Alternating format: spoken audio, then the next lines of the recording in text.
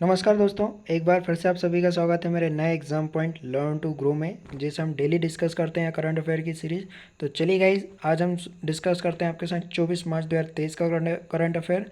तो चलिए guys, but शुभारंभ करने से पहले प्लीज़ चैनल को सब्सक्राइब कर दीजिएगा और प्लीज़ इसको शेयर कर दीजिएगा ताकि और दूसरों तक ये पहुँच सके।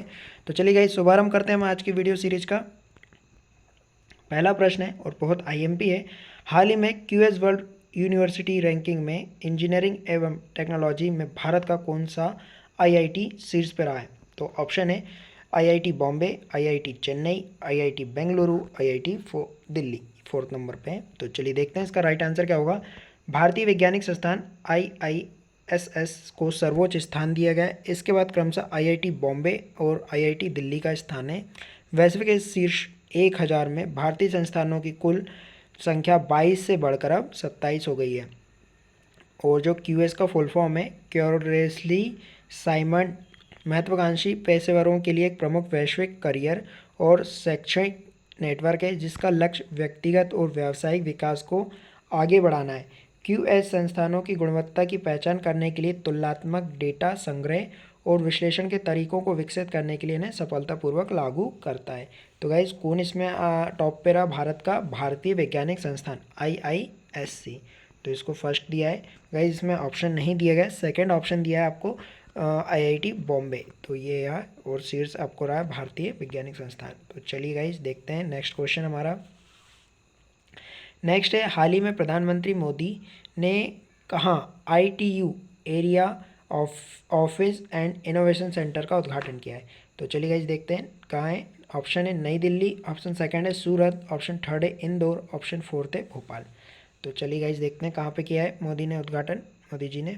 तो प्रधानमंत्री नरेंद्र मोदी ने दिल्ली में विज्ञान भवन में आईटीयू एरिया के इनोवेशन सेंटर का उद्घाटन किया है। पीएम मोदी ने इस दौरान 6G विजन डॉक्यूमेंट भी जारी किया है। अपने संबोधन में पीएम मोदी ने कहा है कि गाँव में इंटरनेट यूज़र शहर से ज़्यादा है।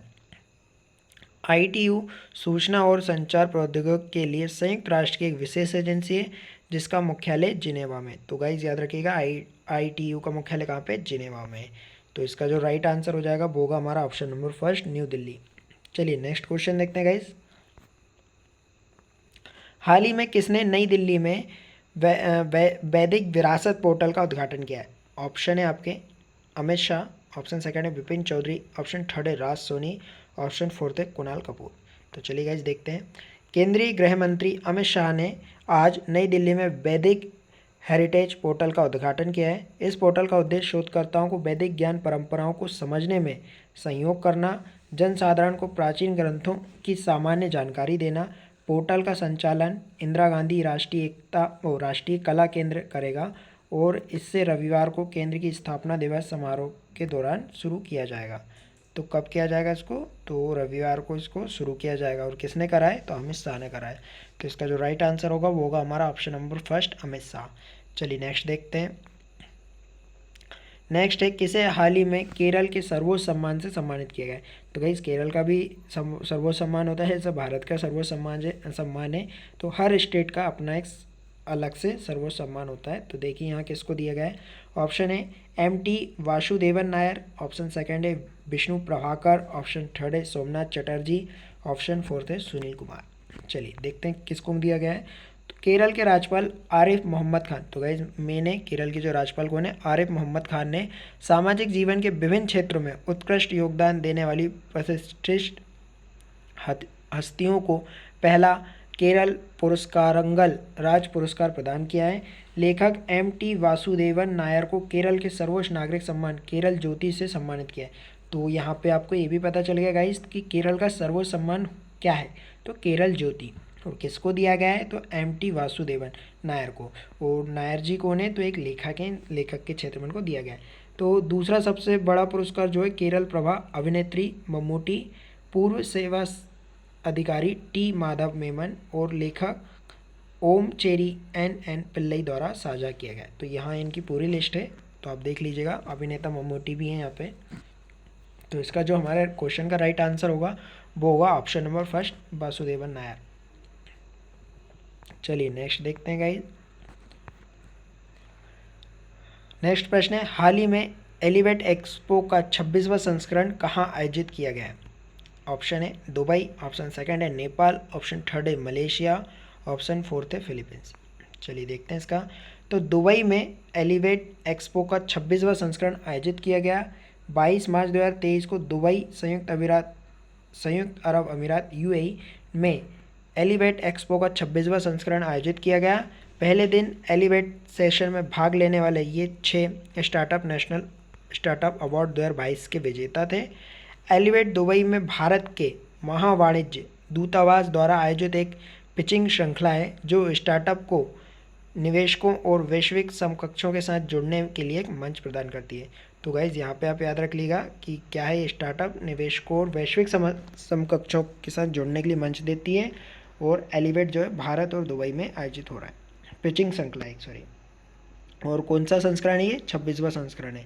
तो इसका जो राइट आंसर होगा वो होगा हमारा ऑप्शन नंबर फर्स्ट दुबई। चलिए नेक्स्ट देखते हैं क्या है।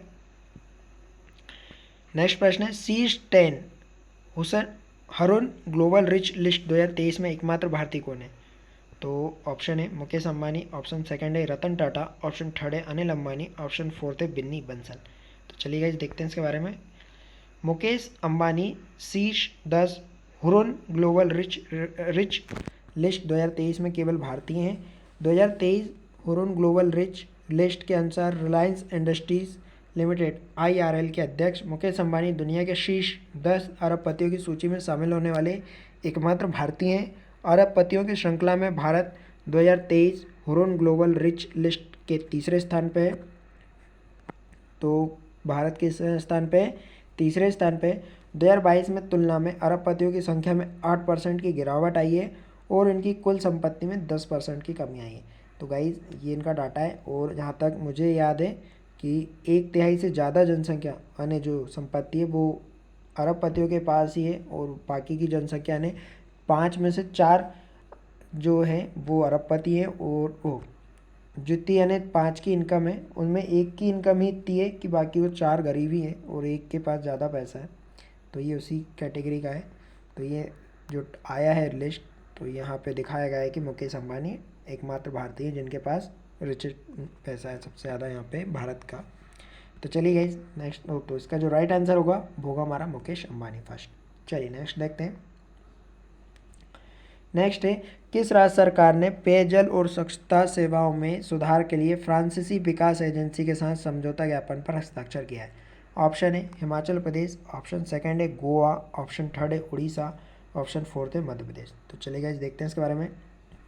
हिमाचल प्रदेश ने फ्रांसीसी एजेंसी के साथ 817.12 करोड़ रुपए में समझौते पर हस्ताक्षर किए।